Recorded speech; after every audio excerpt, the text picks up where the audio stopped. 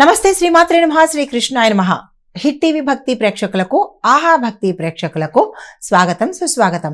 December 23, 2025 నాటి గ్రహస్థితులు ఎలా ఉన్నాయి, ఆ గ్రహాలు ఇచ్చే ప్రభావము, వాటి యొక్క ఫలితాలు మేషాది ద్వాదశ రాశుల వారికి ఎలా ఉండబోతోంది అనే అంశంలో ముందుగా గ్రహస్థితులు చూసినట్టయితే కనుక సూర్యుడు ధనస్సులోను, చంద్రుడు మీనంలోను, కుజుడు కర్కాటకంలోను, బుధుడు వక్రగతిలో ధనస్సులోను, గురుడు వృషభంలోను, శుక్రుడు వృచ్చికంలోను, శని భగవానుడు కుంభంలోను, రాహువు మేషంలోను, కేతు తులాలోను సంచారం చేస్తున్నారు. ఈ మీనరాశిలో చంద్రుడు ఉండడం వల్ల ఈ రోజు భావోద్వేగాలు, ఆలోచనల మీద, నిర్ణయాల మీద మరింత లోతైన ప్రభావాన్ని ఇస్తున్నాడు. తదుపరి రాశి మకర రాశి. ఈ రాశి వారికి ఈ రోజంతా అత్యద్భుతంగా ఉండబోతోంది.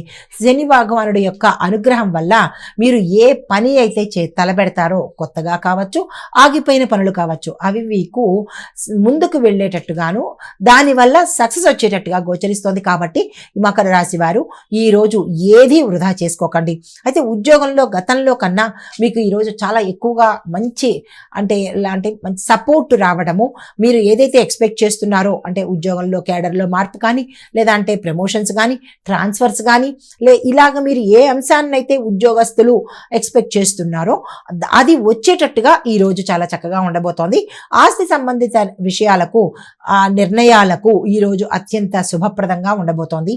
అయితే స్థిరచర ఆస్తులు మీకు ఆకస్మికంగా కలిసి వచ్చే అవకాశము గోచరిస్తోంది.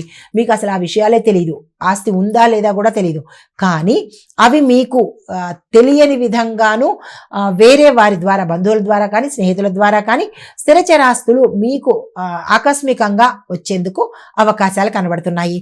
అదే పరిహారంగా శని భగవానుడికి నువ్వుల నూనె దీపాన్ని కనుక వెలిగించినట్టయితే మంచి జరిగే అవకాశం ఉంది. తదుపరి రాశి కుంభరాశి.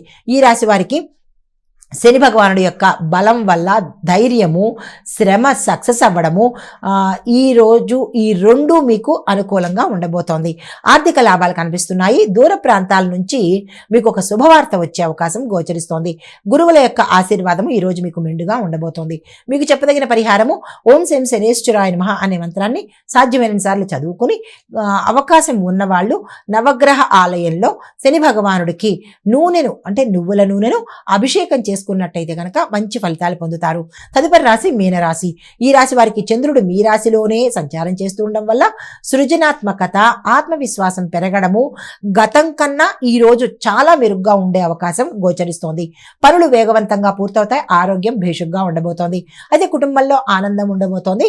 చిన్ని లాభాలు చిన్న చిన్న వ్యాపారస్తులకు అందుబాటులోకి వస్తుంది. మీకు చెప్పదగిన పరిహారము విష్ణు సహస్రనామ పారాయణ చేయడంతో పాటు కుదరదు అని అనుకున్న వాళ్ళు, అవకాశం లేని వాళ్ళు విష్ణు సహస్రనామాలలో ఏదైనా ఒక నామాన్ని తీసుకుని దాన్ని 11 సార్లు చదువుకునే ప్రయత్నం చేసినట్టయితే మంచి జరిగే అవకాశం కనబడుతోంది. ఇది మేషాది ద్వాదశ రాశుల వారికి ఈరోజు చెప్పదగినటువంటి గోచారరీత్యా ఫలితాలు, పరిహారాలు, సూచనలు. నమస్తే.